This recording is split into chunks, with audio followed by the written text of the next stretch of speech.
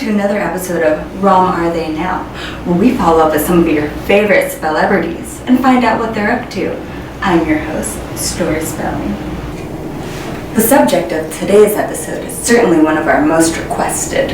Everybody wants to know about this sorcerer, and let me tell you, he was very hard to track down, but we did it. He was last seen in the mortar world at a Halloween party in 2001. That's right, people. I'm talking about Warlock Cal, son of the most famed warlock and former Halloweentown mayor, Calabar.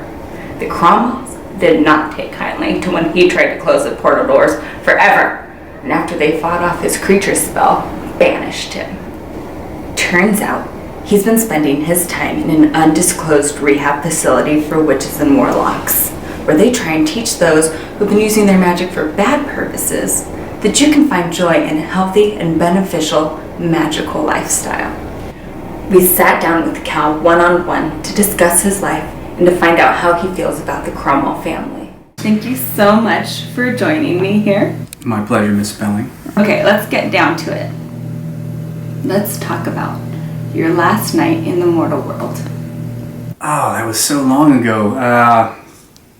Well, I was going through a lot of stuff back then. I was young, I was impulsive, I was just on a quest for revenge, and I was thwarted by the Cromwell witches. The Halloweentown Council decided this was the best place for me. Not as a punishment, more of a rehabilitation, which I don't quite understand because I was simply trying to let the mortal world know what we had to deal with in Halloweentown, and Halloweentown know what the mortal worlds had to deal with. I mean, is it really a crime to try to merge the two worlds? Really, I think I was just trying to make everybody get along. Apparently now they're teaching me how to use my magic for good instead of evil. Evil, what is evil, really? I mean, we all want what we want. You know, one person's evil is another person's, hey, not so bad. I'm learning, slowly but surely, how to help people with my gifts, as opposed to just taking what I want. So now I get to wear these fancy jumpsuits, which is kind of ironic because I was doing the gray spell in Halloweentown, and now I'm wearing basically a gray spell here. Yeah. Okay, so tell me about your typical day. Typical day here in the wonderland that this is. We wake up at dawn, and then we do an hour and a half of hatha yoga, just to try to cleanse the soul, to sweat it all out, just to get everything centered. And then I have my 3 hours of therapy with Dr. Johanessburg. After that, I walk around the park for a little bit, try to get a little bit of alone time, and then I spend another hour and a half in my room doing my watercolors and painting. Watercolors. Yeah. Mm-hmm. Well, how long do you think you have left? Well, as soon as I can get cured and well, which I'm hoping will be soon, because I've been taken to this magic program like a duck to water. Our cow pal is doing mediocre. Dr. Johannesburg has his own curriculum. It's magic. It's working. It's totally working for me. Are you aware of the magic program that we have here in the Institute of Magicalness Rehabilitation? No. That's so. Maintaining anger graciously in cans. Okay, so when you say cans... My anger in cans, done graciously. Now, what do you do with these cans? We tell these magical beings, stuff it in a can and forget about it. Forgetting about it may be easier said than done. We then asked Cal about two people who were in his cans. His father Calabar and Marnie Cromwell. Do you miss your father at all?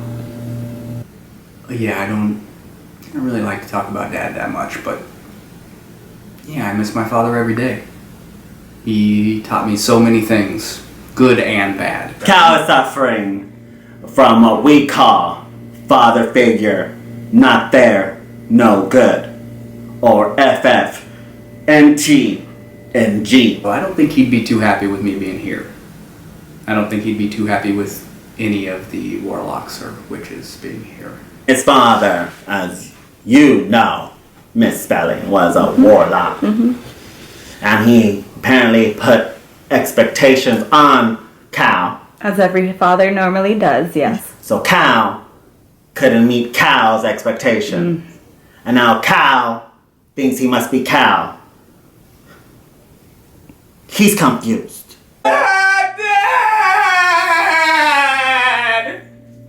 Do you ever think about Marnie? Yeah. Yeah, I still think about Marnie.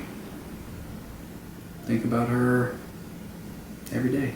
Marnie is what we like to call the fairy tale syndrome. Fond memories, really. You know, hopefully she doesn't hold any hard feelings towards me. I know I'm trying to come to terms with my feelings towards her and her family. Al loves Marnie, but Cal wants to kill Marnie. Cal loves, Cal kills. I don't usually like using their name out loud in my head, but out loud I'm not the biggest fan of the Cromwells.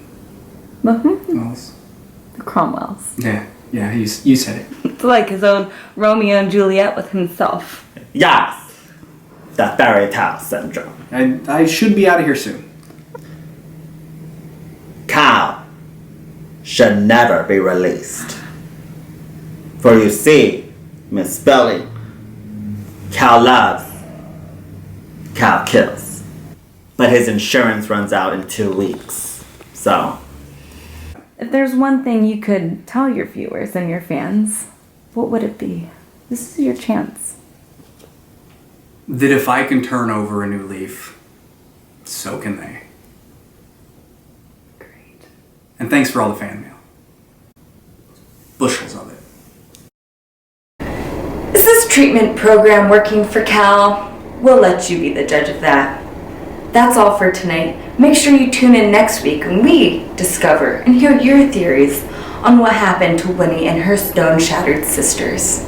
I'm your host, Story Spelling. Good night.